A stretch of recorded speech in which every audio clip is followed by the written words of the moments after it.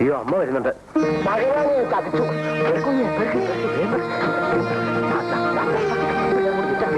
എന്റെ പോക്കറ്റിലിട്ടില്ലേ എന്റെ കുറെ എവിടെ?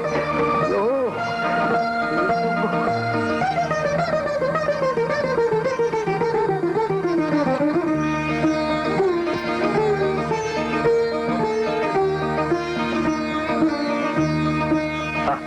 എല്ലാരും വന്നോ? ഈശ്വരല്ലേ അമ്മ വന്നു. എന്തൊക്കെയാ ഈശ്വരപ്പിള്ള വിശേഷങ്ങൾ? ഉത്തരവ് വിശേഷങ്ങളായിട്ട് അങ്ങനെ വിശേഷങ്ങളൊന്നുമില്ല. യാത്രയൊക്കെ രസമായിരുന്നു. ഹോട്ടലിലെ ശാപ്പാടൊക്കെ എങ്ങനെയായിരുന്നു ബാല? പരമസുഖമായിരുന്നു. സുഖമോ? സുഖം എന്ന് വെച്ചാ പിന്നെ വയറ്റിളക്കം പിടിച്ച് നാശമായി പോയി. ബാല ബിന്ദുവിനെ നഴ്സറിയിൽ ചേർത്തോ? അത് ഞാൻ ചോദിക്കാമല്ലോ. ബാല ബിന്ദുവിനെ നഴ്സറിയിൽ ചേർത്തോ?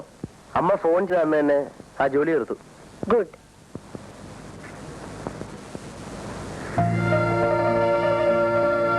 ഇതൊക്കെ തുടച്ചിട്ട് ഒരുപാട് ദിവസമായി തോന്നുന്നില്ലേ ഈശ്വരപ്പിള്ളേ? ഉത്തരവ് കാലത്തും വൈകിട്ടും തുടക്കുന്നുണ്ടായിരുന്നേ.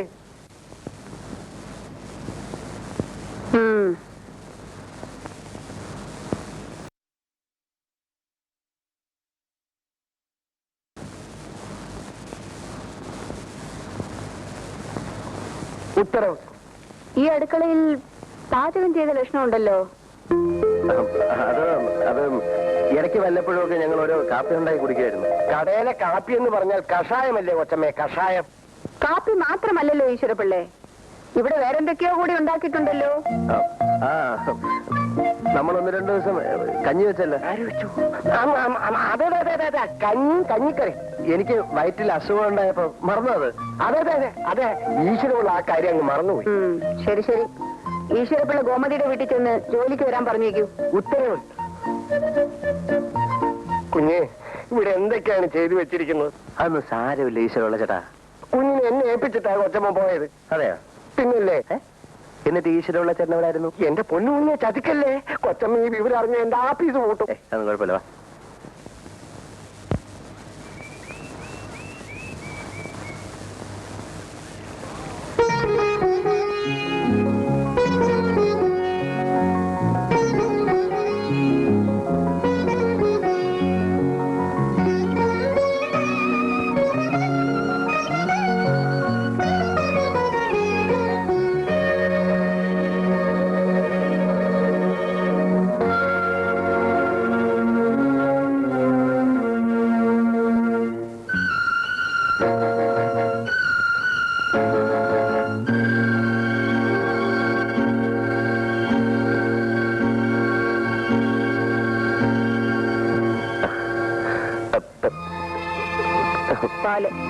പാല് വേണ്ട, എനിക്ക് വയറ്റിന് നല്ല സുഖമില്ല.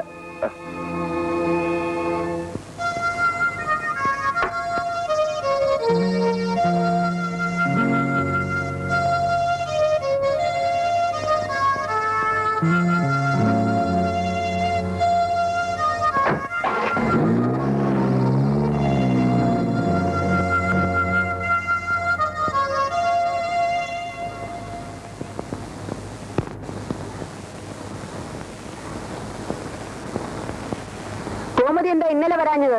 പനിയായിരുന്നു കൊച്ചമ്മേ. ഞാൻ ചെല്ലുമ്പോ കിടപ്പായിരുന്നേ. ഈശ്വരപിള്ളേ. ഉത്തരവ്. അപ്പുറത്തെ വീട്ടിൽ ഏതാ ഒരു പെൺകുട്ടി? അത് നമ്മുടെ അമ്മു. അവൾ കൊച്ചുകുട്ടിയല്ലേ? ഇത് വേറെ ഒരുത്തി. അത് ഏതൊരുത്തി? അമ്മുവിനെ കൂടാതെ അവിടെ വേറൊരു പെൺകുട്ടി ഉണ്ടോ? പിന്നെ ഇല്ലേ. അതാര്? മീനാക്ഷി അമ്മ. അതല്ല ചോദിച്ചത്, വേറെ ഏതെങ്കിലും പെൺകുട്ടി അവിടെ ഉണ്ടോന്ന്. ഈശ്വരമുള്ള കണ്ടിട്ടില്ലേ? ഇത്രയും ദിവസമായിട്ട് കണ്ടിട്ടില്ലേ? ഇല്ലേ. കാലത്ത് നീ കൈ കാണിച്ചത് അമ്മ കണ്ടെന്ന് തോന്നുന്നു. അയ്യോ പേടിക്കണ്ട. എന്നായാലും അവരിത് അറിയണമല്ലോ. എന്റെ അമ്മയ്ക്ക് എന്നെ ജീവനാണ്. ഒരു കാലത്തും എന്റെ ആഗ്രഹത്തിന് അവരെതിരെ നിൽക്കില്ല.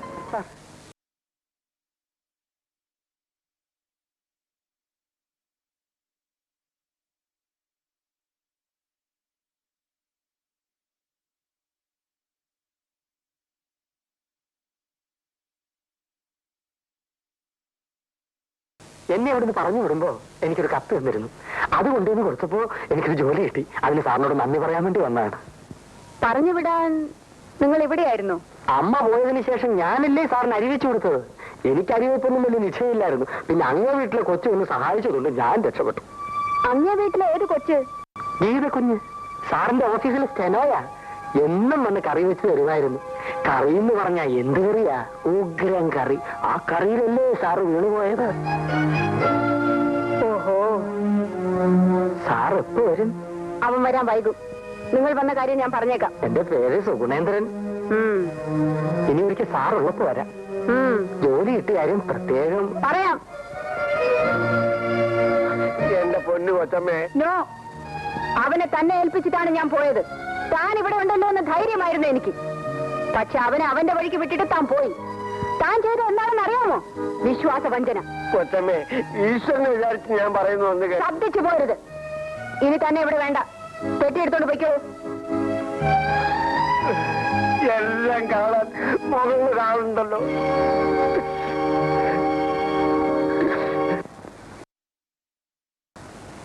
വരണം വരണം. അമ്മു, ആ കസേര ഇങ്ങോട്ട് എടുത്തില്ല. കാറിൽ വന്ന് ഇറങ്ങുന്നതൊക്കെ ഞാൻ ഇവിടെ നിന്ന് കാണുന്നുണ്ടായിരുന്നു.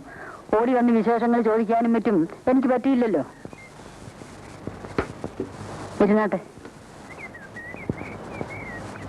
കുറച്ചു ദിവസം ഇവിടെ നിന്ന് മാറി നിന്നിട്ട് വരികയല്ലേ. എല്ലാം ഒന്ന് നേരെയാക്കിയിട്ട് മീനാക്ഷി അമ്മയെ ഒന്ന് കാണാമെന്ന് കരുതി. എന്തൊക്കെയുണ്ട് വിശേഷങ്ങൾ? ഓ, എനിക്കെന്ത് വിശേഷം? എന്നെ ദൈവം ഇരുത്തിക്കളഞ്ഞില്ലേ.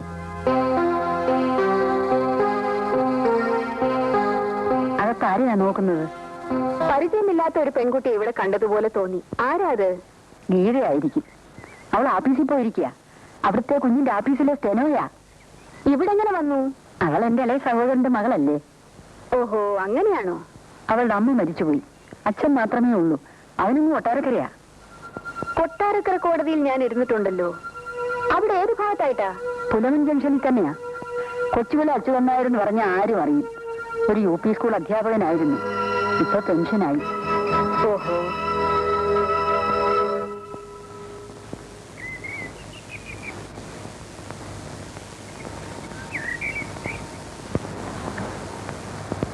ആരാ? കൊട്ടാരക്കരയിൽ നിന്നാണ്. എന്ത് വേണം? ഉടനെ ഇവിടെ എത്താൻ ഒരു കത്തുണ്ടായിരുന്നു. കത്ത് കിട്ടിയിട്ട് കൊട്ടാരക്കരയിൽ നിന്ന് വരികയാ. I C. ആ, ഗോമതി മാർക്കറ്റിൽ പോയിട്ട് വരൂ. വരൂ.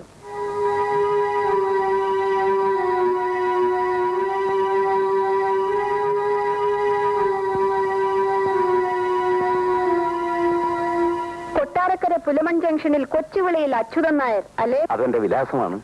എഴുതിയത് ഞാനാണ്. ഉടനെ വരണമെന്ന് എഴുതിയിരുന്നു. എന്തിനാണാവോ? നിങ്ങളുടെ മകളെ അടുത്ത വീട്ടിലാണ് താമസിപ്പിച്ചിരിക്കുന്നത് അല്ലേ? അതെ. എന്റെ മകൻ ഇവിടെ ഉള്ളത് കൊണ്ടായിരിക്കും. മനസ്സിലായില്ലല്ലോ. മകൾക്ക് പ്രമോഷൻ വേണമെങ്കിൽ വേറെ മാർഗം നോക്കണം. എന്റെ മകനെ കയ്യിലെടുത്തിട്ടാണെങ്കിൽ അത് നടക്കില്ല. ഇപ്പൊ ഒട്ടും മനസ്സിലായില്ല. അവളെ ഇന്ന് തന്നെ ആ വീട്ടിൽ നിന്ന് കൊണ്ടുപോകണം. എന്റെ മകന്റെ ഓഫീസിൽ ജോലി ചെയ്യാനും ഞാൻ സമ്മതിക്കില്ല. അതിപ്പോ അവള് താമസിക്കുന്നത് അവളുടെ അപ്പച്ചിയുടെ വീട്ടിലാണ്. ജോലി ചെയ്യുന്നത് സർക്കാർ ഓഫീസിലും. ഈ രണ്ട് സ്ഥലങ്ങളിലും നിങ്ങളുടെ സമ്മതം ആവശ്യമാണോ? ഇക്കാരം പറയരുത്. എന്റെ മകന്റെ നേരെ കയ്യും കലാശവും കാണിക്കുന്ന ഒരുത്തി എന്റെ ബംഗ്ലാവിന്റെ മുമ്പിൽ താമസിക്കുവാനോ അവന്റെ ഓഫീസിൽ ജോലി ചെയ്യാനോ പാടില്ല. കയ്യും കലാശവും കാണിച്ചെന്നോ? ഞാൻ കണ്ട കാര്യമാണ് പറഞ്ഞത്. ആരും പറഞ്ഞറിഞ്ഞല്ല. പക്ഷെ ഞാൻ വിശ്വസിക്കില്ല. ഞാൻ അവളെ അങ്ങനെ അല്ല വളർത്തിയത്. താൻ വളർത്തിയതിന്റെ വിശേഷമാണ് ഇപ്പൊ പറഞ്ഞത്. കണ്ട തേവിടിച്ചുകളൊന്നും എന്റെ മകനെ വലവിശി പിടിക്കാൻ ഞാൻ സമ്മതിക്കില്ല. എന്റെ മകളെ പറ്റി ഇപ്പൊ പറഞ്ഞത് നിങ്ങളുടെ അന്തസ്സിന് ചേർന്നതായിരിക്കും. പക്ഷെ എന്റെ അന്തസ്സിന് ചേർന്നതല്ല. അതുകൊണ്ട് ഞാൻ മറുപടി പറയുന്നില്ല. തന്റെ ഒരു അന്തസ്. വരുന്നൊരു UP സ്കൂൾ അധ്യാപകൻ എന്താ പാടോ അന്തസ്? നിങ്ങൾക്കത് മനസ്സിലാവില്ല. കാരണം ശിക്ഷിക്കലായിരുന്നു നിങ്ങളുടെ തൊഴിൽ. ഞാൻ പഠിപ്പിക്കുകയായിരുന്നു. ഓ, ഒരു വിജ്ഞാനകോശം. അല്ല, പഠിപ്പിക്കുന്ന ആളിനെ വിജ്ഞാനകോശം എന്നല്ല പറയുന്നത്, അധ്യാപകനെന്നാ. ഒരു അധ്യാപകനായി എനിക്ക് നിങ്ങളുടെ ഭാഷയിലും സംസാരിക്കാൻ അറിയാം. എന്നിട്ടും ഞാൻ സംസാരിക്കാത്തതെന്താണെന്ന് അറിയാമോ? പ്രാണഭയം കൊണ്ട്. വിവരദോഷം പറയാതെ തോന്നുന്നവരെ പെമ്പറന്നവരോ? കുറെ കൂടി ബഹുമാനപൂർവ്വം സംബോധന ചെയ്യേണ്ടതാണ്.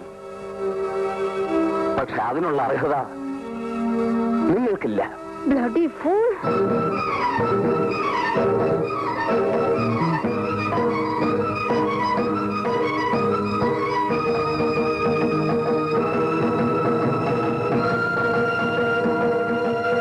ഭയപ്പെടണ്ട. നിങ്ങൾ പറഞ്ഞ വാക്ക് ഞാൻ തിരിച്ച് പറയില്ല. വരട്ടെ.